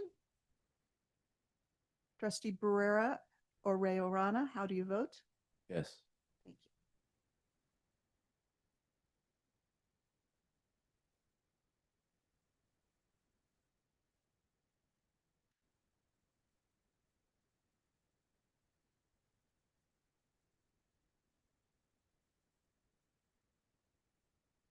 So the motion is adopted on a 4-0-1-0 vote with support from our student trustee. Thank you. We're ready to move on to the business items. Dr. Clark, item 17.1 is our LCAP. Yes, we have our Samantha Allen, and do I see Ms. Filios out here? There she is. And we have Ms. Thomas, our new data guru. Is this on? Oh, and we have Gustavo also from, The whole team's here. look at this. We have Ed Services, we have Special Projects, we have Data, we have Finance. Wonderful. Wonderful team. Madam President, Board of Trustees, and Dr. Clark. I'm thinking you're wondering, why are we here? We already approved this plan. Yes, we're back. But this is going to be a very short presentation. This is just a final approval of our LCAP based on county revisions. So as you all know, our LCAP is a 3-year plan. This page is just a reminder of the things that we are required to have within this plan. Most importantly, is our LCAP must address the 8 state priorities. So if you go on the CDE website, they'll have all those listed out for you and define all the different things that we need to address in our plan.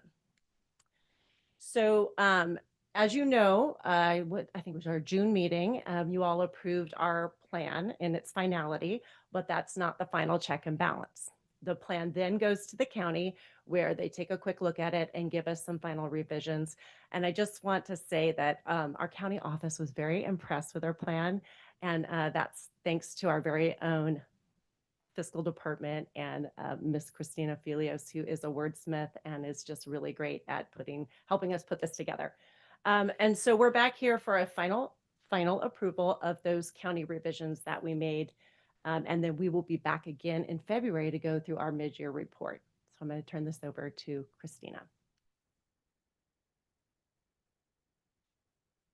Good evening, board. Just as a reminder, our LCAP, our 3-year LCAP contains or has 4 broad LCAP goals in the areas that Dr. Clark often reminds us of, but college and career readiness, our training for our staff and having highly qualified staff, our parent and family engagement, our focal scholar achievement, and then our 5th goal is our equity multiplier goal, which this year includes Olympic High School, Crossroads High School, and Glenbrook Academy. So as part of the attachments for this item, you'll notice that there are 2 documents, one in English, one in Spanish, that still contain our strike-throughs and yellow revisions. That's for transparency, so you can see that was the part of the plan that was approved June 25th. And then anything that has been changed since with the feedback from the county is now in a blue highlighted color. That's just to help you see what's new and improved. And then as a summary of the kinds of changes that were made, we had a few typographical errors in our metrics measurements, so we cleaned those up. We did provide additional narrative and additional metrics around duplicated students within the evaluation of action effectiveness. And then there were a couple of places where the county provided some updated fiscal numbers for us. And one was in our carryover amount from 23-24. So you'll see that that was adjusted.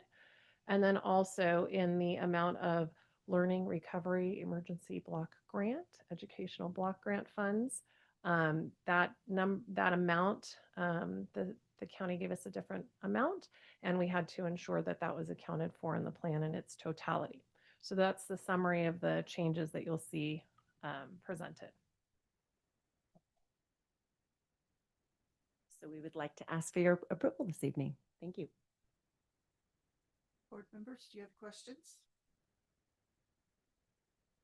Can we make comments? Certainly. Okay. I appreciate the additional time we've had to look at this since June. It was relatively new to me then, so I'm becoming more familiar with it now. Thank goodness. I want to highlight some of the county Board of Education's comments from this report, particularly on Goal 1. I'm not going to go through all of them. I just want to highlight some of these comments that come from Goal 1. Goal 1 actions for the 2024-25 produced mixed results with improvements in several areas for low-income students and modest overall district gains, but persistent and in some areas widening gaps for English learners and foster youth. For low-income students, CAASPP, I know there's a better acronym name than that, results showed only 27% meeting or exceeding standards in the ELA category, and only 20% meeting or exceeding standards for math for grades 3 to 8, with grade 11 results at 45% in the ELA category and 19% in math. These are upward trends, they noted, but this is a stark and more than disappointing. There are other comments in the absenteeism, suspensions, and SEL data, but I want to highlight one. The CTE pathway completion at 14.8%. We really need to improve our performance on this statistic, because this is the pathway for most kids who won't go to college. We need to educate our kids to be productive citizens. So the CTE pathways need to succeed here. The last comment on this section that I want to highlight is on foster youth. Grades 3 to 8 show ELA at 15%. That's the English language at 15%, and 4% in math. And grade 11 shows 11% on the English language element and 11% in math. All of them showing sharp declines. We cannot continue to fail our kids like this. We have a lot of work ahead of us. Thank you. Further comments? I would move to approve the revised 2025-2026 local control and accountability plan and add the comment that I don't worry so much about numbers and statistics on a chart. I worry about the results I see, and I see the kids in my community and across the district graduating and coming back and working for us and being very successful. And a percentage and a number on a paper does really not amount to anything as far as I'm concerned. Is there a second? Second. And Madam President, may we have further discussion before the Certainly. vote? The maker of the motion has the first opportunity. Thank you. Trustee Nzewe, would you like to make any comments? Okay, now Trustee Lawrence. Thank you. And I think to follow up on the points of both my fellow board members, I think the question is not just are there numbers that are concerning, but rather how do we solve them? What are the methods? Because I think if merely highlighting that foster youth have a much more difficult path, we know that. I think we see that throughout the nation. I think the conversation is, what else can we be doing? What else is available for us to address these things? And that's where the hard work is. And so I look forward to us having those conversations and continuing to support the work of the superintendent and the staff as we address those things. Thank you. Yes. And it's also why we've prioritized those groups since 2021 and like hardcore focused on students who are homeless, students who are in foster care, and African American students. And it's been unwavering, even though we've worked our way, I believe, out of the SACE plan and out of the oversight. So we've done something right. And I feel like as a board, and Dr. Clark continuously says we haven't done enough. So there is the acknowledgement, especially that these small incremental increases aren't enough, but at least coming through, surviving and coming through a pandemic and coming out on the other side as we are, we haven't gone backwards, which is kind of a good thing. And the one comment I will make, which may be erroneous, but for some of our student populations, we do not know, or we do know, they haven't been with us for a lengthy period of time. A foster youth student might move in, take the test, and then might move out. And so there are many factors that contribute to the results in a particular year. And the LCAP doesn't tease all of that information out, which does provide further information. Do we wish to be more that each of these students could be more successful? Yes, we do, because we want a pat on the back, but we know that everyone is working hard to support our students. So we have a motion by Trustee Mason with a second by Trustee Nzewi. Trustee Barrera or Rayana, how do you vote? Yes. Thank you.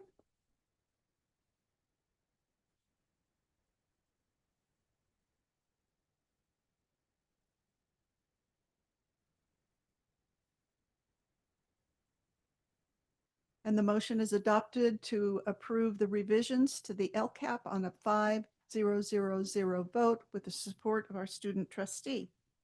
Item 17.2, Dr. Clark, the grand jury report. Yes. So it's no secret that there was a grand jury report that our CBOC group went to the grand jury to ask for this, and it's no secret because again I shared it with our community and sent that out to everybody. But what we have tonight is we have our response to the findings, and we have a timeline that we need to adhere by to make sure that we are again following what we're required to do. And just, I'm going to read our response to the findings, just a couple bullet points. But before I do, I think I kind of have to just address this thing as a whole. We went out for a bond, and part of the language of the bond says that you will have a citizens oversight committee to ensure that the language in the bond, that when we complete projects, that we have fulfilled the language within the bond. We are thankful for the citizens who came forward to serve on this committee, but unfortunately, this committee, and led by a few, has really worked outside of their own bylaws, and so we've been accused of not taking a major contract out to bid. We were accused that the contract that we had was illegal. They wanted to bring in their own attorney to look at it. However, in the bylaws, it does not, the CBOCs do not have access to attorneys. And although I had agreed to give them X amount of hours of attorney on the district's dime, they then wanted to double that number without any reasoning. So I refused and pulled back the offer.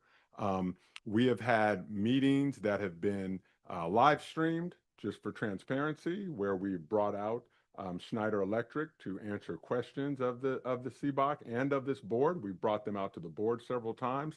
And so unfortunately, these members from the CBOC continue to bring up different issues around this situation. So then it lands in the grand jury, and then the grand jury comes back with findings, not about our contract, not about the contractor, not about how much it's costing, but about the makeup and power of our Citizens Bond Oversight Committee. So that's just the Reader's Digest version. You can obviously go back and look at all of our records, because we've been completely transparent throughout this time.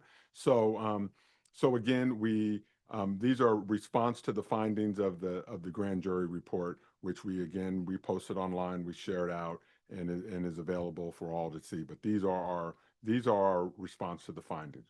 For finding one, by the California Education Code, the Measure G CBOC is to be independent of Mount Diablo Unified School District and represents and informs taxpayers. Response: we agree with that. The governing board of the school district shall establish and appoint members, that's language directly from our bylaws, and appoint members to the Independent Citizen Oversight Committee. So we agree with finding number one. Finding number two, the CBOC does not prepare its own bylaws which detail how the committee operates. Our response is we agree. Pursuant to Ed Code 15278, the board passed a resolution establishing the Measure J Oversight Committee and approving the bylaws for the committee. The bylaws provide that any amendments to the bylaws must be approved by the majority of the board. To date, the Measure J CBOC has never presented any proposed amendments to the bylaws for the board to consider. For finding number three, the Mount Diablo Unified School District provides the CBOC bylaws.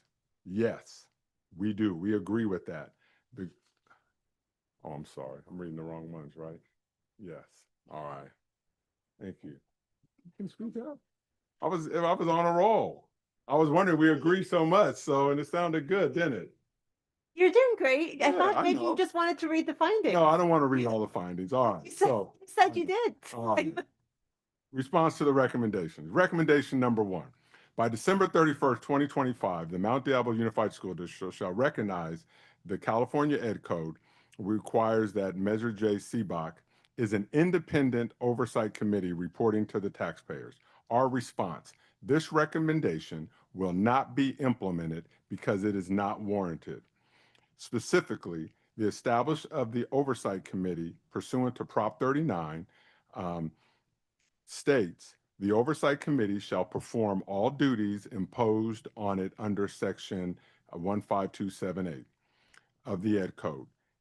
And with respect to Measure J bonds, thus the Board of Education imparted to Measure J CBOC all the duties that the Education Code delineated. So for number one, our response is that it will not be implemented. Recommendation number two, and this is recommendations by the civil grand jury. By December 31st, 2025, Mount Diablo Unified School District should permit Measure J CBOC to independently prepare, modify, and approve the committee bylaws. A response: this recommendation will not be implemented because it is not warranted and as outlined in Ed Code.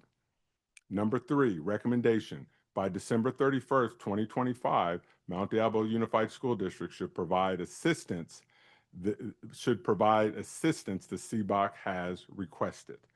Response: this recommendation will not be implemented because it is not warranted. As outlined above, the district has provided the CBOC with all technical and administrative assistance as required by the Education Code. Recommendation number four, by December 31st, 2025, Mount Diablo should include the CBOC in activities associated with screening, selection, and approval of CBOC candidates for continuing and new members' positions. Response: this recommendation will not be implemented because it is not warranted. As outlined above, the Education Code requires the Board of Education to appoint members to the Oversight Committee, and the board will continue to discharge this duty. And the last recommendation: by December 31st, 2025, the Mount Diablo Unified School District should distribute CBOC annual reports electronically to taxpayers within the district via local government, parent groups, and civic organizations. Response: this recommendation will not be implemented because it is not warranted. As outlined above, The district distributes the CBOC annual reports by posting them on its website and by publication on the board agenda, and in doing so is in full compliance with the Ed Code. So out of the 5 recommendations that the civil grand jury gave to us, and it's detailed in our report, we will not be implementing any of them because they are not warranted. Further discussion? Yeah, I'd like, Let's have a motion first and then we'll. move Okay, I forward. will make a motion that we approve the response to the 2024-2025 Civil Grand Jury Report number 2507 and send the approved response to the presiding judge of the Contra Costa County Superior Court on or before September 2nd, 2004, and with a copy to the grand jury on or before September 5th, 2025. Second. So we have a motion by trustee Mason with a second by trustee Nzewi. The maker of the motion has the opportunity to speak first. Ms. Mason? I just want to. Beautifully written report. That's what I was going to say is Mr. Ricky Kim, thank you so much for such clear, easy layout of the findings, like interpreting the findings for the layperson and making the direct connection to why we would not implement the recommendations to the law that we all must follow. Thank you. Mr. McDougall, I believe you're ready to make some comments. yes, thank you, Madam President. We have 5 recommendations here, and basically all of them say will not be implemented because it's not warranted. These are common sense ideas that came up from the board, and so I'm sorry to see these recommendations being made and shutting it down. I, for one, want a vigorous community oversight on how we spend taxpayers' monies, not only on this CBOC, but also for committees like the Budget Advisory Committee and similar. I believe that, yes, we're following the letter of the law here, but I don't think we're following the spirit of the law, and that is that we watch over vigorously how the money is being spent. And these objections that came to the grand jury point that out. And I feel that, unfortunately, we are obeying the law here, but I think we're not obeying the spirit of the law. And that is to have vigorous oversight of how the money's spent. This is my tax money. This is all of our tax money. I think it ought to be watched very closely. Thank you. So go ahead, trustee Lawrence. President speaks last.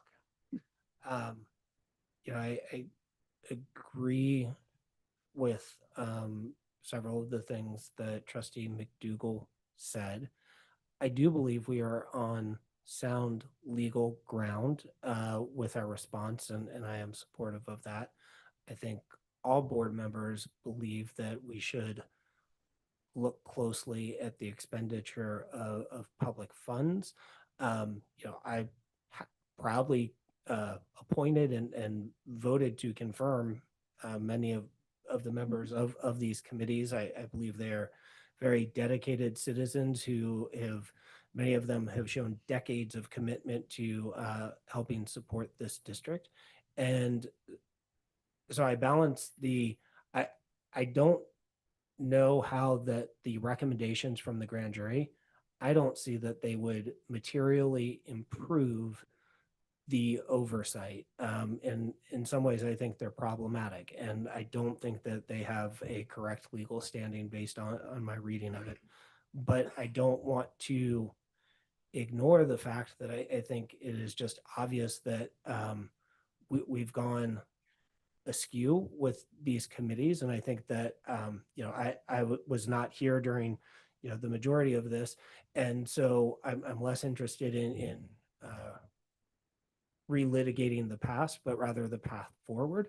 But I do think that we need to find a way to reinvigorate these committees and restore trust and have them be in their role of watchdogs, but in partnership with the district and with this board, because right now it ended up in a dysfunctional relationship, and I don't think that benefits our district, and I don't think that benefits our taxpayers. Thank you.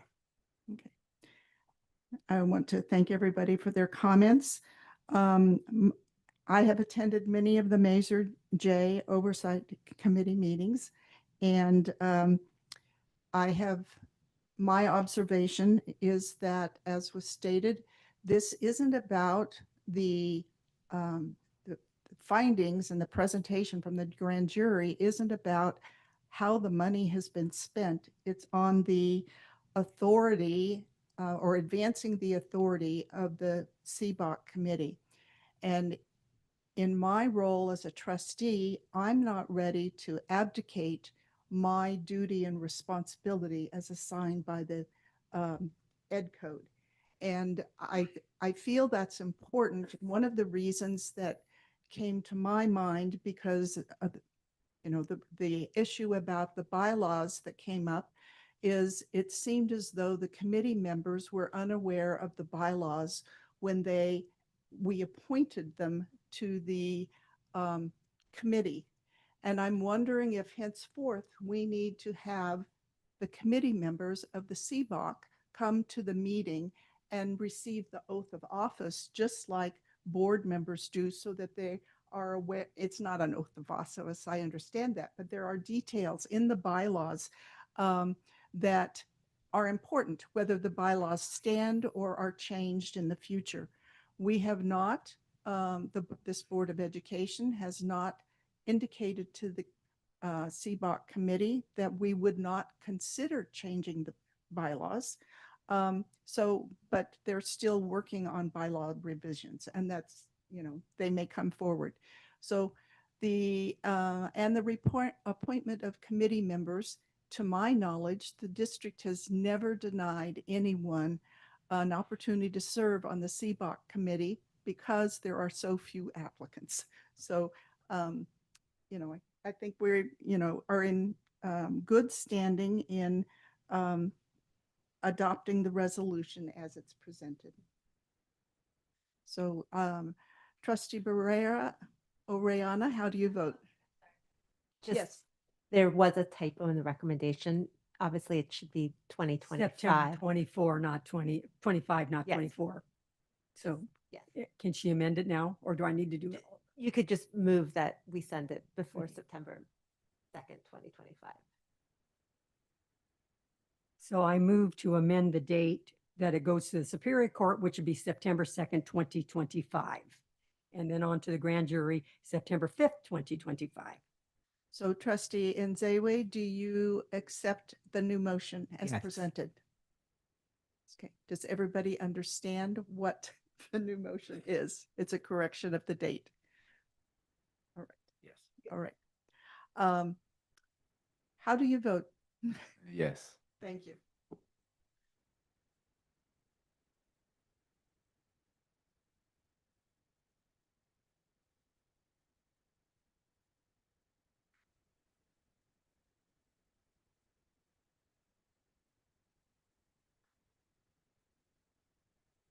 So the motion is adopted on a 4-1-0-0 vote with the support of our student trustees. And thank you everyone for the dialogue. We're ready to move on to the next agenda item, 17.3, adoption of some school board policies.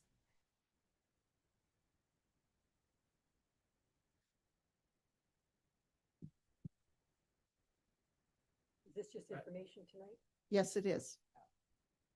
Well, for Mr. Lawrence's information, you should get all the brand new books that we got last year, so you can look at.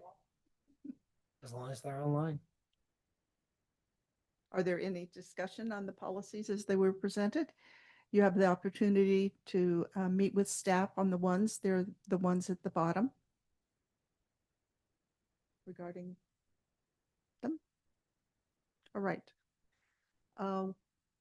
We don't need a meeting extension at this point in time.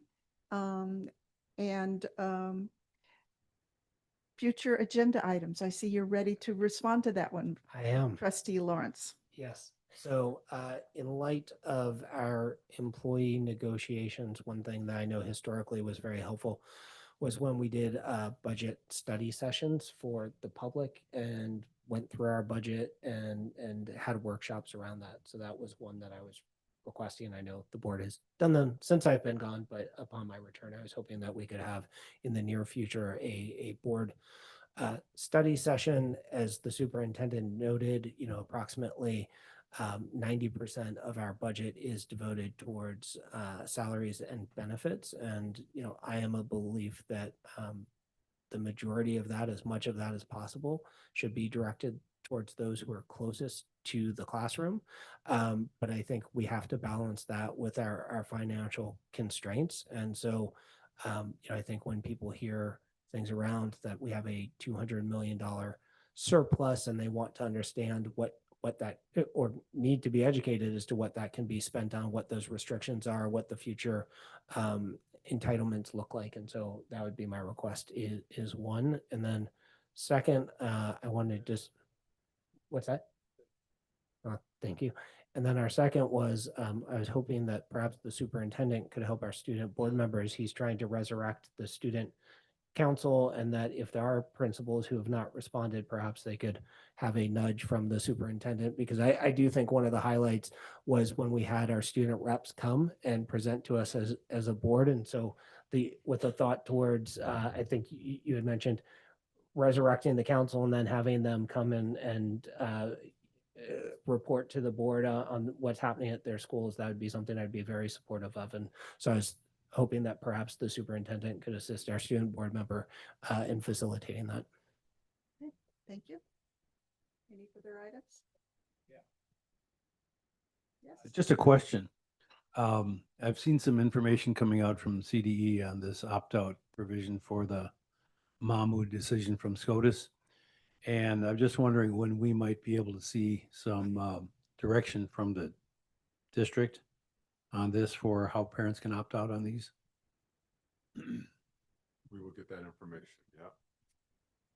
So we already have, as I explained before, we already have an opt-out process for, again, for social living, sex ed, things of that nature. And so if a parent has concerns, they can always come and speak with their principal. But in light of solid guidance, we are still working on those documents, and we actually will be bringing some very soon and put them in place. Good. So we've been working on it.